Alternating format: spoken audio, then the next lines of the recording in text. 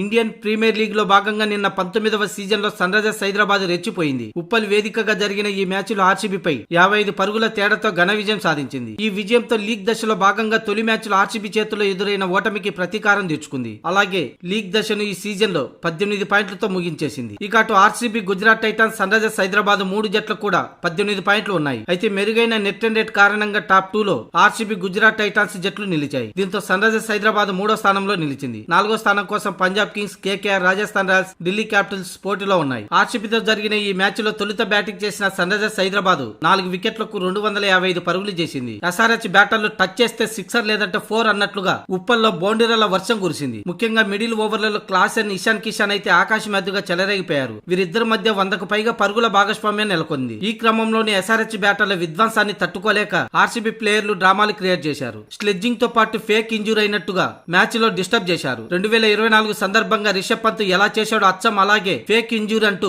జితేష్ శర్మ నాటకాలు ఆడాడు. ఇషాన్ కిషాన్ అలాగే కాటేరమ్మ కొడుకు క్లాసెన్ అద్భుతంగా బ్యాటింగ్ చేశారు. ఈ ఇద్దరు అర్ధ సెంచరీలు నమోదు చేశారు. ఒకనొక సమయంలో స్కోర్ 300 కొట్టేలాగా హైదరాబాద్ బ్యాటర్లు కనిపించారు. అయితే 16 ఓవర్ దగ్గర 200కు పైగా పరుగులు సాధించారు. ఈ క్రమంలో తనకు గాయమైనట్లు జితేష్ శర్మ డ్రామాలు ఆడాడు. కింద పడి విలవిలాడిపోయాడు. దీంతో బెంగళూరు ఫిజియో రంగంలోకి దిగి మ్యాచ్ మొత్తం డిస్టర్బ్ చేశాడు. దాదాపు 5 నుంచి 10 నిమిషాల వరకు మ్యాచ్ ఆగిపోయింది. ఈ క్రమంలోనే ఇషాన్ కిషాన్, క్లాసెన్ ఇద్దరు రిధం మొత్తం కోల్పోయారు. ఆ తర్వాత క్లాసెన్ వెంటనే అవుట్ కాగా ఇషాన్ కిషాన్ పరుగులు చేసేందుకు చాలా ఇబ్బంది పడ్డాడు. దీంతో హైదరాబాద్ స్కోర్ బోర్డు అమాంతం తగ్గిపోయింది. లేకపోతే 270కి పైగా వెళ్లేది. అప్పుడు హైదరాబాద్ ఖచ్చితంగా భారీ స్కోర్ తేడాతో విజయం సాధించి 2వ స్థానానికి వెళ్లేది. పక్క ప్లానింగ్ ప్రకారం రిషబ్ పంత్ లాగా వ్యవహరించి హైదరాబాద్ జట్టుని దెబ్బ కొట్టాడు జితేష్ శర్మ. ఈ నేపథ్యంలో ఫోటోలు వైరల్ గా మారాయి. అంతేకాదు ఈ మ్యాచ్ లో విరాట్ కోహ్లీ ట్రావిస్ హెడ్ ను రెచ్చగొట్టే వ్యాఖ్యలు చేశాడు. మ్యాచ్ అనంతరం షేక్ హ్యాండ్ ఇవ్వకుండా అవమానించాడు కూడా.